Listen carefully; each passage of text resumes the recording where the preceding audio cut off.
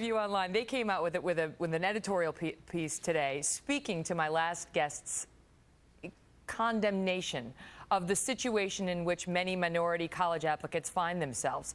And what they said tonight, Britt, was that the fact that non-white students do relatively poorly under race-neutral admission standards is an indictment mainly of our K through 12 education system. And they said, and for that, the progressives have themselves to blame.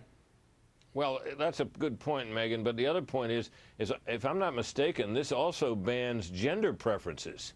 Now, gender preferences would affect presumably women, most of all, and they're white and black.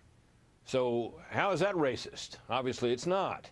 The problem here has been the problem all along with this issue, which is that when people hear the term affirmative action, they've come to resist it in recent years, but over time they thought, well, this was outreach. This was an attempt to make sure that if there were qualified minority applicants, that they were found and given the opportunity to go to these schools.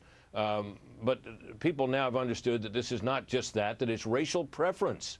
And it is a form of racial discrimination, and it is the use of racial discrimination supposedly to combat racial discrimination, and it's kind of and I think it strikes people as unfair and kind of upside down. And I think that's why, why that ballot measure passed out there so overwhelmingly, was that the American people, who are fair-minded enough to elect an African American president, and he carried Michigan.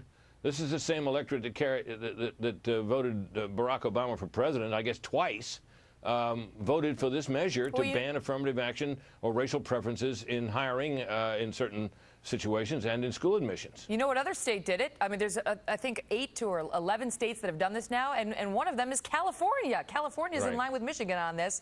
I mean, the question is whether they are racist, too. But is this the wave of the future, Britt, that state by state, they're going to start passing these laws, and eventually we have no more affirmative action?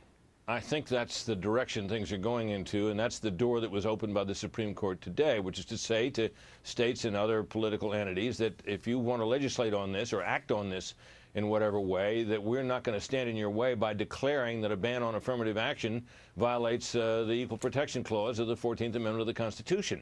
In which, when you think about it, it makes a certain kind of sense. John Roberts probably spoke for a great many Americans when he said in a different case 7 years ago, the way to stop discrimination on the basis of race is to stop discriminating on the basis of race, which is what racial preferences do. And 6-2, the court sided with him today. Noting that Stephen Breyer was in the majority, and he's certainly no conservative. Absolutely not. We thought the swing vote in this case was going to be Justice Kennedy, and indeed he wrote the opinion. But Breyer, I mean, a reliable member of the court's liberal wing, joined with the conservatives on this. Britt, good to see you.